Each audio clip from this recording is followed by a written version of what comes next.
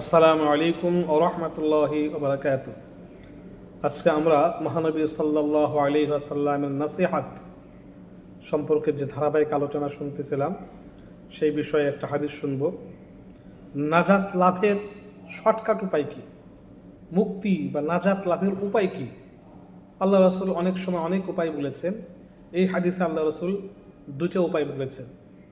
হযরতে আবু উমামা রাদিয়াল্লাহু আনহু থেকে বর্ণিত, মহানবী সাল্লাল্লাহু আলাইহি ওয়াসাল্লাম উকবা ইবনু আমির জিজ্ঞাসা করলেন, হে আল্লাহ রসুল, আল্লাহ রসুলকে তিনি জিজ্ঞেস করলেন নাজাত বা পরকালীন মুক্তি কিসে?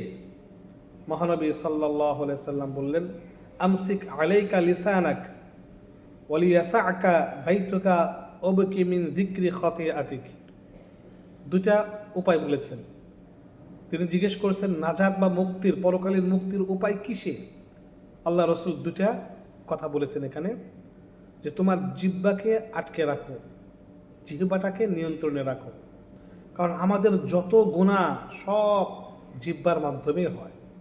এই জন্য সাহাবায়ে কেরাম কথাবার্তা অনেক অনেক হিসাব নিকাশ করে বলতেন, কম কথা বলতেন। জিহ্বা হলো সকল পাপের মূল। সকালবেলা প্রত্যেক অঙ্গ প্রত্যঙ্গ যখন ঘুম থেকে মানুষ ওঠে তখন জিহ্বাকে বলে, ভাই জিহ্বা, তুমি ঠিক থাকলে আমরা সবাই ঠিক থাকব, তুমি যদি ঠিক না থাকো আমরা সবাই গুনার মধ্যে পড়ে যাব, সুতরাং তুমি ঠিক থেকো। জিহ্বার কাছে অনুরোধ করে।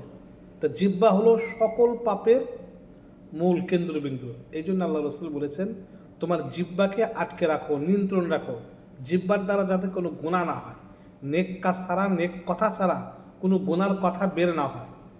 তাহলে এক নম্বর উপায় বলেছেন। দুই নম্বর বলেছেন ঘরে যা কিছু আছে তাতেই সন্তুষ্ট থাকো। তোমার ঘরে যা কিছু আছে তাতেই সন্তুষ্ট থাকো। যা আছে, এরকম না ইস আমার এটা নাই সেটা নাই, ওইটা থাকলে ভালো হতো, ওইটা হইলে ভালো হইতো। বরং তোমার কাছে যা আছে সেটাই সন্তুষ্ট থেকে আল্লাহ পাকের শুকরিয়া আদায় করো। তাহলে এই হাদিসে মহানবী সাল্লাল্লাহু আলাইহি ওয়াসাল্লাম তার উম্মতকে এই সাহাবীর মাধ্যমে দুটো উপদেশ দিয়েছেন।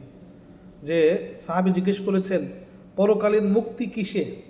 মহানবী সাল্লাল্লাহু আলাইহি সাল্লাম দুটা কথা এখানে বলেছেন, যে তোমার জিহ্বাকে আটকে রাখো এবং ঘরে যা কিছু আছে তোমার তাতেই তুমি সন্তুষ্ট থাকো। সমস্ত গুনাহ জিহ্বা দ্বারা হয়। এই জন্য চুপ থাকা, কোনো ব্যক্তি যদি সওয়াবের নিয়তে চুপ থাকে, যতক্ষণ চুপ থাকবে ততক্ষণ পর্যন্ত তার আমল নামায় নফল ইবাদতের সওয়াব উঠতে থাকবে। এই কারণে জিহ্বা গুনাহ থেকে মুক্ত বা পবিত্র, এই কারণে সওয়াব দেওয়া হবে। এটা নীরব একটা ইবাদত।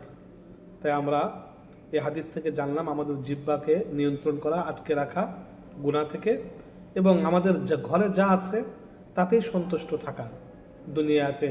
দুনিয়ার লোভে পড়ে অতিরিক্ত কিছু অর্জন করতে গিয়ে আমরা যেন ঈমান আমল নষ্ট করে না ফেলি। আল্লাহ পাক রব্বুল আলামিন আমাদের সবাইকে মহানবী সাল্লাল্লাহু আলাইহি ওয়াসাল্লামের এই নসিহতের উপরে আমল করার তৌফিক দান করুন। আমিন।